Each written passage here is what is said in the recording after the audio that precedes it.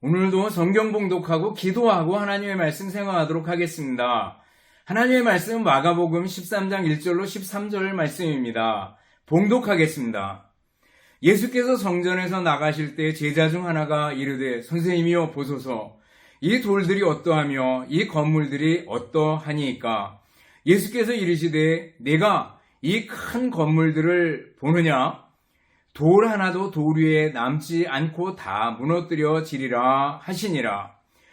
예수께서 감람산에서 성전을 마주대하여 앉으셨을 때 베드로와 야고보와 요한과 안드레가 조용히 묻되 우리에게 이르소서 어느 때에 이런 일이 있겠사오며 이 모든 일이 이루어지려 할 때에 무슨 징조가 있사오리이까.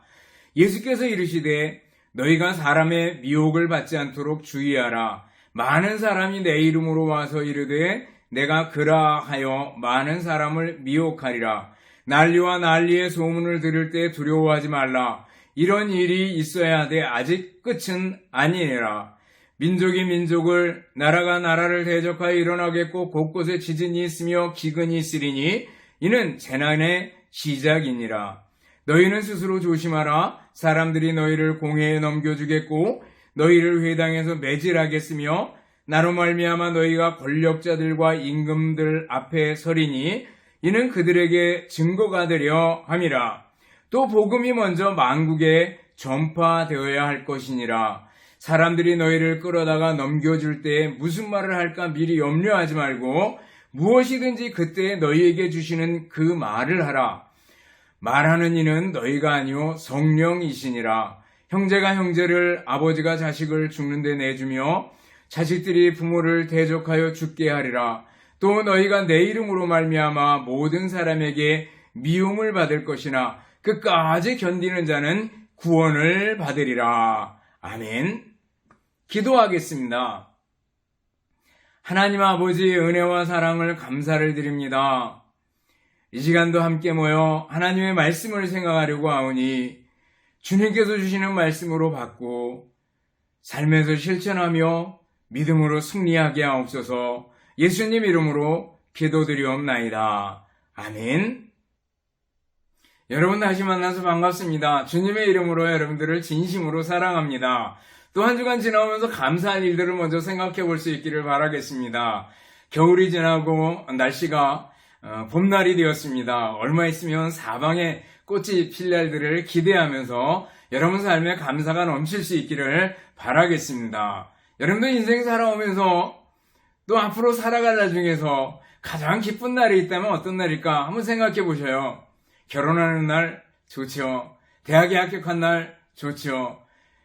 성공한 날 좋죠. 갑자기 떼돈을 버는 날 글쎄 좋을 겁니다. 그러나 정말 좋은 날은 어떤 날인가 하면 예수님 재림의 날입니다.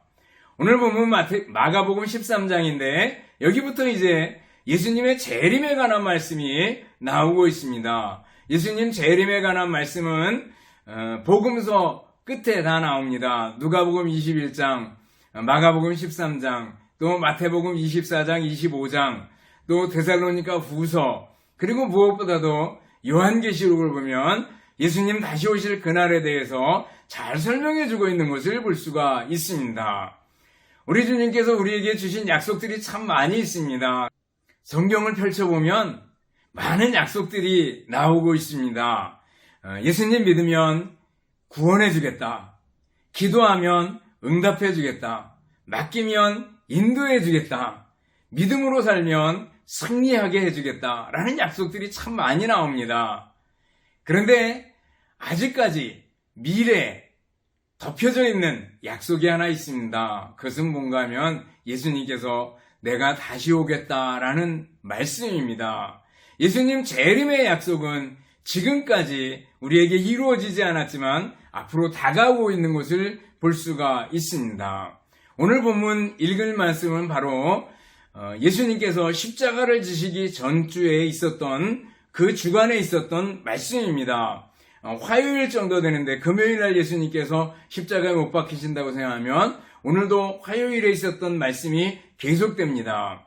성전을 나오실 때 제자들이 성전을 가리키면서 예수님께 말씀을 드립니다. 선생님 보소서, 이 돌들이 어떠하며 건물들이 어떠하니까? 이 건물들이 얼마나 아름답고 얼마나 웅장한지요. 이렇게 예수님께 말씀드리는 겁니다. 그러자 예수님께서 대답하셔요. 이 건물들이 앞으로 돌 하나도 돌 위에 겹쳐 놓이지 않을 것이다 라고 말씀해 주시는 걸 볼 수가 있습니다.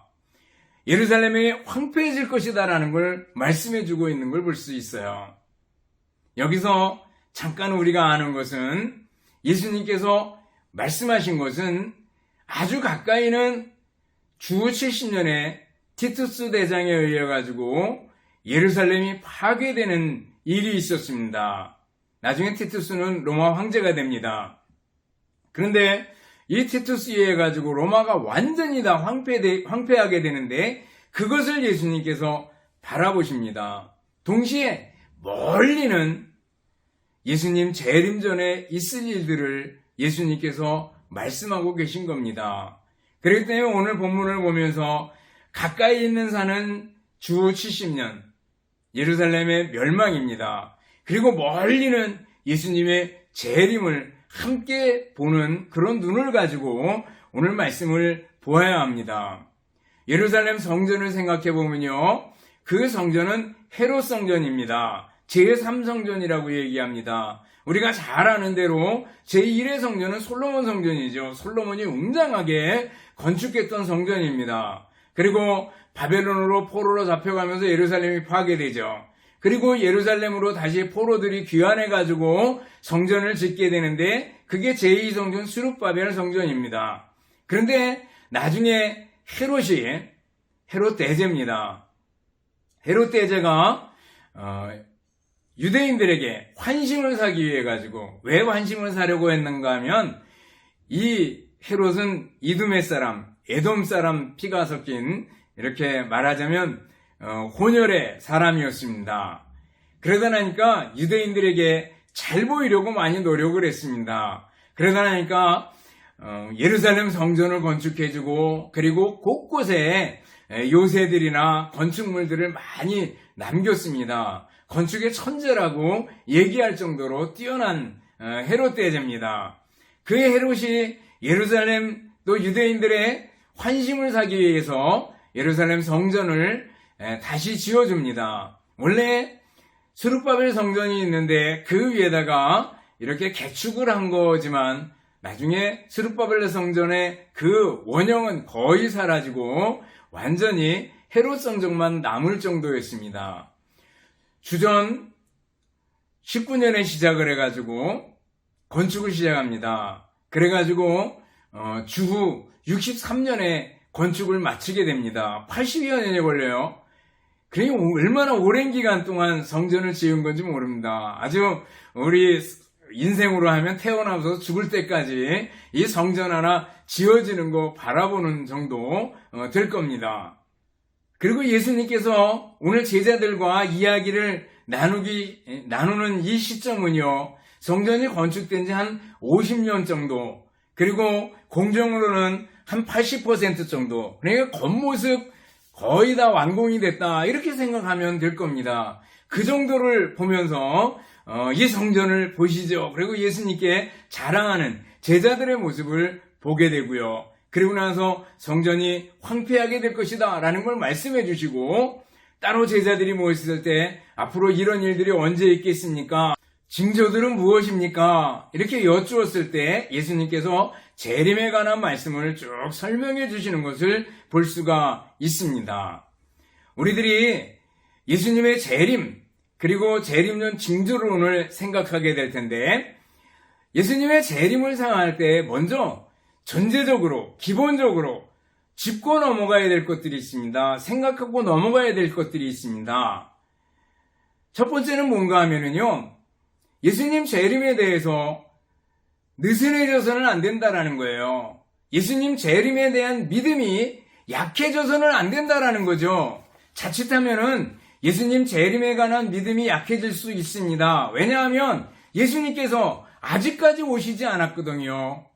오래전부터 오신다 그랬는데 2000년이 지난 지금까지 예수님께서 오시지 않았기 때문에 자칫 예수님 재림에 관한 생각들이 약화될 수가 있습니다. 그러나 여러분들, 주님의 약속은 변함이 없습니다. 예수님이 다시 오시겠다 하신 말씀은 변함이 없고 지금도 살아있는 약속입니다. 그러므로 예수님이 재림할 날을 기대하고 그날을 바라보고 믿음을 갖고 살아야 된다라는 걸 꼭 기억해야 될 줄 압니다. 또 하나 기본적으로 생각해야 되는 것은 예수님 재림에 관한 얘기만 나오면 자기들의 전유물처럼 떠드는 이단들을 조심해야 합니다. 이단들은요, 예수님 재림 우리가 경험한 게 아니잖아요. 그렇기 때문에 자기들이 아주 앞장서가지고 언제 온다 날짜를 콕 찍었던 많은 경우가 있습니다. 안식교회 창시자 윌리엄 밀러는요, 2번이나 예수님 재림을 날짜를 찍었습니다. 그래서 1843년 3월 21일 날 예수님 온다 그랬다가 예수님 안 오시고 아무 일도 없자 다시 1844년 10월 22일 날 예수님 온다 그랬다가 그날도 아무 일도 없자 히브리서에 있는 말씀을 인용하면서 예수님께서 하늘의 처소에 임하셨다 이렇게 말을 바꿔버렸던 적이 있습니다.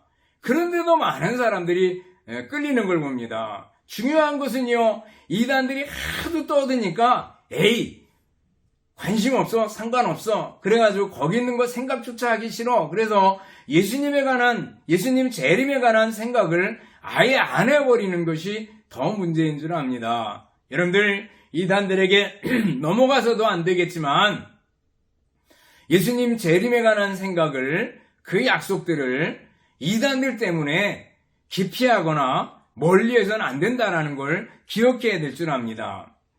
그리고 또 기본적으로, 전제적으로 예수님의 재림을 생각하면서 생각해야 될 것이 있는데, 이것은 바로 천년왕국에 관한 말씀입니다. 천년왕국에 대한 이해를 가지고 있어야지 예수님 재림에 대한 방향이 잡히게 됩니다. 요한계시록 20장에 보면 천년왕국에 관한 얘기가 나옵니다. 거기 보면 성도들이 1000년 동안 왕노릇하리라 라는 말씀이 나옵니다. 1000년 동안 왕노릇한다. 1000년이죠. 그래서 천년왕국인데 여기에 여러 가지 견해들이 있습니다. 이 견해들에 따라 가지고 예수님의 재림 또 종말론 이런 것들을 해석하는 견해들이 달라지게 됩니다. 전천년설, 후천년설, 무천년설 이렇게 3개의 큰 설이 있습니다. 전천년설은 뭔가 하면요, 예수님 재림 후에 천년왕국이 온다는 거예요. 그러니까 천년왕국 전에 예수님 재림이 있다는 거죠. 그래서 전천년설 이렇게 얘기합니다. 영어를 번역해서 이렇게 어렵게 된 줄 알아요. 예수님 재림 후에 천년왕국이 이어지는 거예요. 전천년설. 그리고 후천년설은 예수님 재림 전에 천년왕국이 있다는 겁니다. 천년왕국 후에 예수님 재림이 있다. 그래서 후천년설 이렇게 얘기합니다. 무천년설은 예수님 초림부터 예수님 재림 사이 기간을 영적으로 해석해서 천년왕국으로 보는 겁니다. 그래서 그 기간을 천년이다 이렇게 생각을 하고 영적으로 해석해서 보는 겁니다. 근데 이 3가지 견해는 모두 다 맹점들을 가지고 있습니다. 그리고 특별히 전천년설에는요 2가지 견해가 있는데 그 안에 하나는 세대주의적 전천년설입니다. 이것은 우리가 택하지 않습니다. 그건 뭔가 하면요, 예수님 재림 후에 7년 대환란이 있고 7년 대환란 때 예수님 재림 때 휴거돼가지고 그 기간 동안에 7년 동안 어린 양의 혼인잔치에 들어가기는 가고 믿는 성도들은, 안 믿는 사람들은 대환란에서 극심한 고통을 겪게 되고 그 다음에 이어서 천년왕국이 온다는 겁니다. 이 견해를 택하면은요, 휴거라는 책을 보면 이 견해에 근거를 두고 있습니다. 또 한국의 많은 부흥자들이 이 견해들을 취했습니다. 그러면은요, 굉장히 성도들에게 긴장감을 줄 수가 있습니다. 그렇지만 성경과 근거해 볼 때 성경하고 거리가 너무 멀리 떨어져 있는 걸 볼 수가 있어요. 예수님이 재림하고 또 재림하고 또 재림하고 2번, 3번 재림해야 되는 어려운 그러한 해석이 나오게 됩니다. 또 세대주의적 전천연설과 역사적 전천연설이 있습니다. 그건 역사적 전천연설은 기독교인들이 정통으로 받아들이는 기독교인들이 많이 있습니다. 한국의 박윤선 목사님이나 또 박형룡 박사님이나 또 조지 레드 같은 분들은요, 유명한 성경학자인데 모두가 다 역사적 전천연설을 택했습니다. 이것은 예수님 재림이 있고 그 앞에 7년 대환란이 있고 그리고 재림 후에 천년왕국이 이어진다라고 해석을 합니다. 도표를 보면 여러분들이 쉽게 이해할 수 있을 줄 압니다. 그리고 후천연설은 예수님 재림 전에 천년왕국이 있는데 이 견해를 우리가 택하지 않습니다. 자유주의적이나 혹은 진보주의자들은 이 견해를 택합니다. 그건 뭔가 하면요, 예수님 재림 때까지 세상이 점점 진보되고 진화되고 나아진다는 겁니다.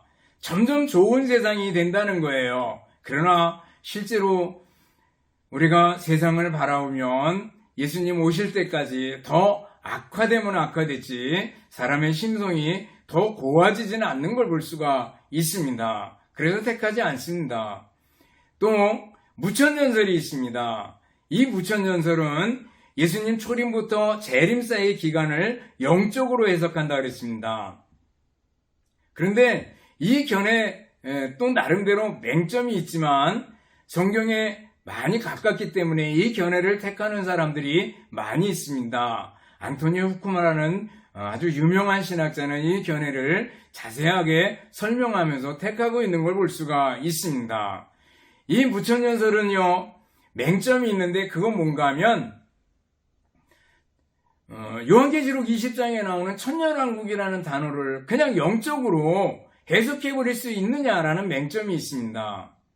그렇지만 전천연설에서 택하는 예수님의 재림 그리고 성도들의 부활, 비밀 재림, 부활, 또 나중에 진짜 재림, 부활 이런 것들을 어떻게 해석할 것인가, 또 전천연설에서 택하는 천년왕국 동안에 왕노릇하는 성도들과 이 땅에 거하는 사람들을 어떻게 동거하는 같이 병행해서 살아가는 것을 어떻게 해석할 것인가 라는 여러 가지 문제들이 생기게 됩니다. 그래서 가장 성경에 근접한 견해를 택하는 것이 중요한데, 그래도 저 같은 경우는 무천연설이 성경에 가장 근접하지 않은가라는 생각을 해봅니다. 조심스럽게 해봅니다.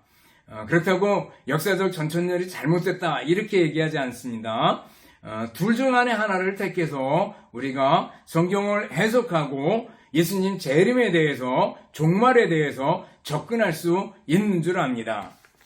그러면은 다음에 이제 전체적으로 살펴볼 것들을 살펴봤는데, 다음에 생각할 것은 예수님 재림 전에 어떤 징조들이 있겠는가라는 거예요. 여러분들, 예수님 재림의 날짜를 찍으면 무조건 잘못입니다. 무조건 이단이라고 봐도 돼요. 이장희 목사는요, 감리교 목사님인데 1992년 12월 28일 날 예수님 온다고 얼마나 많은 사람들을 끌어모았는지 몰라요. 그러다 예수님 안 오는 바람에 사기죄로 감옥에 간 적이 있습니다. 여러분들, 날짜를 찍으면 잘못된다라는 거예요. 다음에 생각하는 것은 예수님 재림 전에 나타날 징조들입니다. 예수님 재림 전에 어떤 징조들이 나타날 것인가? 아이를 잉태한 산모가 배가 불러오면 아이 낳을 날이 가깝구나라는 걸 아는 것처럼 예수님 오시기 전에도 징조들이 있다는 겁니다. 그 징조들을 보아서 예수님 오실 날이 매우 가깝구나라는 걸 아는 겁니다. 그런데 예수님 초림 이후보다, 초대교회 때보다 지금 더 예수님 오실 날이 매우 가깝다는 것을 압니다. 왜요? 징조들을 보면서 아주 급속하게 돌아가는 세상의 변화들 속에서 예수님 오실 날이 매우 가깝구나라는 것을 우리는 알게 됩니다. 오늘 본문을 근거로 쭉 살펴보면요, 첫째는 거짓 선지자들과 거짓 그리스도가 출현해서 사람들을 많이 미혹할 것이다라는 겁니다. 참 재미있는 거는요, 안 속을 것 같은데 멍청이 속아놓고 하는 사람들이 참 많이 있습니다. 1833년에 메리라는 여성도가 미국에서 1843년에 예수님이 재림하신다고 선포했습니다. 그리고 10년 동안 노력을 했습니다. 나름대로 노력을 했겠죠. 그래서 무려 2만 명이나 되는 사람을 모았습니다. 그런데 1843년에 그 찍은 날짜에 예수님이 오지 않았습니다. 아무 일도 없어졌던 듯이 지나가 버렸습니다. 그러자 사람들이 좀 흩어졌겠죠. 그런데 다시 선포합니다. 자기가 계산을 잘못했노라고 1847년에 예수님 오신다 그랬습니다. 그런데 그때 다시 사람들이 또 모였다는 거예요. 그래서 자기의 재산과 토지들을 팔고 그래가지고 많은 사람들이 함께 모였는데 막상 1847년에도 아무 일도 없이 지나갔다는 겁니다. 여기서 끝나지 않고 이 사람이 다시 멀리 잡습니다. 1873년에 예수님이 온다 이렇게 선포를 했는데 그때에도 또 많은 사람들이 몰려들었다는 거예요. 그러나 그 세 번째 찍은 때도 아무 일도 없이 지나갔다라는 거예요. 여러분들 거짓 그리스도, 거짓 선지자들이 나타나서 계속해서 사람들을 미혹하고 유혹할 것이다라는 거예요. 근데 여러분들 깨어 있어서 넘어가면 안 된다라는 걸 우리는 잘 압니다. 또 어떤 징조들이 있을까? 전쟁과 기근과 지진의 현상들이 있을 것이다 라는 거예요. 7절 8절에 보면 나오잖아요. 지금도 전쟁의 소문이 들리지 않습니까? 우크라이나와 러시아의 전쟁이 2년 넘어가고 있습니다. 또 이스라엘과 팔레스타인, 하마스 간의 전쟁이 지금도 이어지고 있는 걸 볼 수가 있습니다. 일본이나 칠레 같은 데는 아주 최근에도 지진이 일어나서 고통당하는 것을 볼 수가 있습니다. 여러분들 자연현상의 변화들을 보면서 예수님이 오실 날이 매우 가까웠구나라는 걸 우리들이 알아야 합니다. 또 어떤 일이 있을까? 성도들이 핍박과 미움을 받을 것이다 라는 겁니다. 9절 말씀이죠. 지금도 북한이나 그리고 중국 그리고 이슬람권의 나라들에서는 기독교인들이 노골적으로 아니면 간접적으로 심하게 박해를 받는 것을 볼 수가 있습니다. 또 사람들이 서로 미워하고 불법이 성행하고 사랑이 식어집니다. 여러분들 사람들이 냉소적이 되고 사람들을 믿지 않고 그리고 아주 냉랭해지는 그런 경우를 보지 않습니까? 선거가 다가오면은 불법을 행했음에도 불구하고 나라를 책임지겠다고 나오는 그런 사람들이 참 많이 있는 것을 볼 수가 있습니다.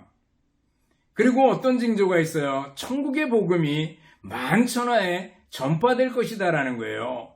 복음이 편만하게 전파될 것이다라는 거예요. 생각해보면 여러분들 우리 지구를 생각해보면 복음이 편만하게 전파되어 있지 않습니까? 세계 곳곳에 복음이 들어가 있지 않습니까? 그걸 생각하면 예수님 오실 날이 매우 가깝구나라는 걸 알 수가 있습니다. 그렇다면 예수님이 다시 오실 징조들을 모아서 예수님 재림이 매우 가깝다는 것을 아는 말세지마를 사는 우리들은 어떻게 살아야 하겠는가? 라는 겁니다.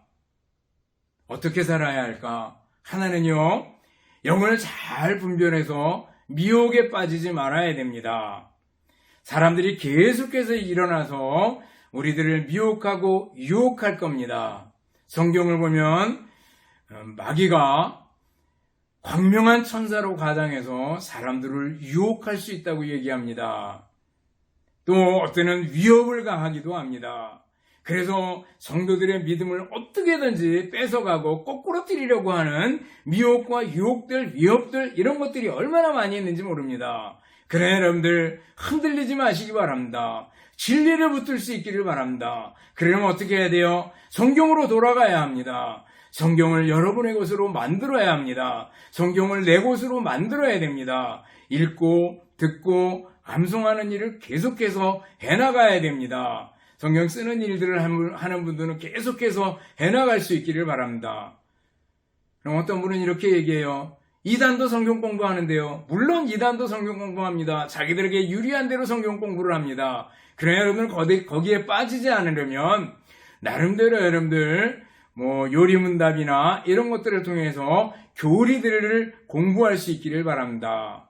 성경의 교리들을 여러분들이 기본적인 교리들을 습득하고 공부할 수 있기를 바랍니다. 그리고 성경을 붙들고 기도할 수 있기를 바랍니다. 성경으로 돌아가야지 우리들이 그 미혹과 거짓 유혹들에 빠지지 않을 수 있다는 거예요.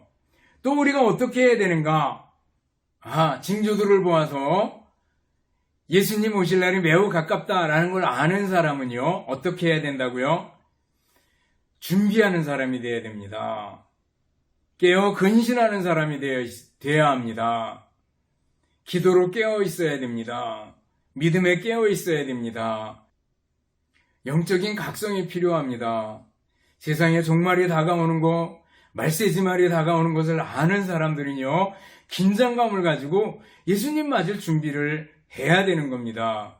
예수님의 신부로서의 삶을 살아야 합니다.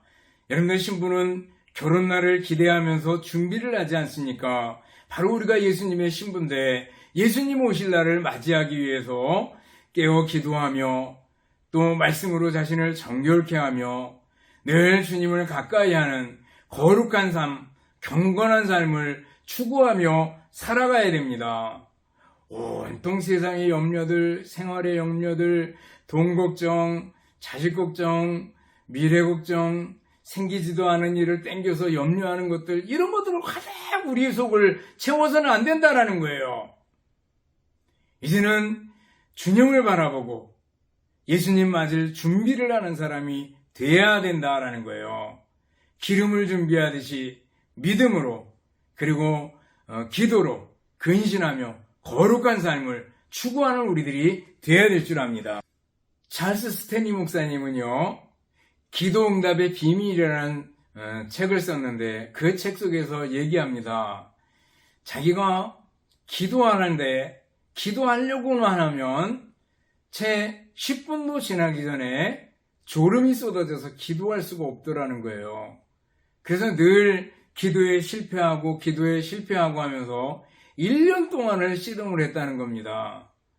그러다 나중에 깨달은 것은 나는 공부하는 걸 좋아했고 나는 설교하는 걸 좋아했고 그것을 즐기지만 그래서 그것을 좋아해야 하지만 기도할 때만 되면 잠이 오는데 이것이 바로 사탄의 시험이었구나라는 걸 깨닫게 됐노라고 얘기합니다. 사탄이 제일 싫어하는 게 기도하는 거구나.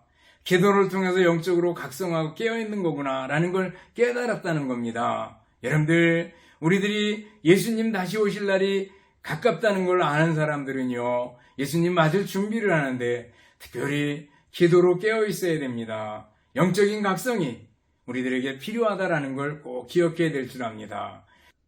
또 예수님 재림이 매우 가깝다는 것을 아는 사람들은, 징조를 보아서 아는 사람들은 어떻게 해야 됩니까? 환난이 오더라도 겁내지 말고 인내할 줄 알아야 됩니다. 13절에 나오잖아요. 또 너희가 내 이름으로 말미암아 모든 사람에게 미움을 받을 것이나 끝까지 견디는 자는 구원을 받으리라 그랬습니다. 여러분들, 삶에서 당하는 고통과 환난들이 어떤 것들이 있습니까? 예수님 붙들고 잘 인내하며 나아갈 수 있기를 바랍니다. 마지막으로 예수님의 다시 오실 날을 기다리며 그 징조들을 아는 사람들은 어떤 태도를 가져야 되는가? 복음 전파에 온 힘을 기울여야 합니다. 10절을 보면 또 복음이 먼저 만국에 전파되어야 할 것이니라 그랬고요. 마가복음 제일 끝에 마가복음 16장 15절을 보면 또 이르시되 너희는 온 천하에 다니며 만민에게 복음을 전파하라 그러셨습니다. 예수님의 명령입니다. 복음, 예수님에 관한 말씀입니다. 예수님이 우리를 위해 십자가에 죽으시고 다시 사심으로 우리를 죄 가운데서 구원해 주셨습니다. 하나님의 자녀가 되게 해 주셨습니다. 천국 시민이 되게 해주셨습니다. 이게 복음 아니겠어요? 이 복음을 천하 만민에게 전할 수 있는 우리들이 되어야 될 줄 압니다. 말씀을 정리합니다. 여러분들, 이제 예수님 오실 날이 매우 가깝다는 것을 우리들은 압니다. 징조들을 보아서 우리들은 압니다. 그러면 우리들은 어떻게 살아야 합니까? 마틴 루터는 이렇게 얘기했습니다. 믿는 사람은 내일 주님께서 오실 것처럼 깨어 근신하고 동시에 1000년 뒤에 오실 것처럼 성실하게 오늘을 살아야 된다 그랬습니다. 다시 한번요.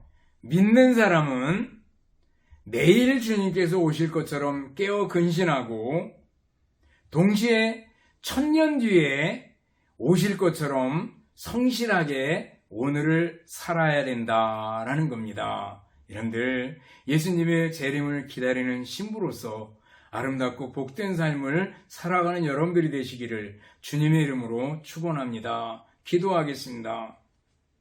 하나님 아버지 감사합니다. 예수님의 재림의 징조들을 공부했습니다.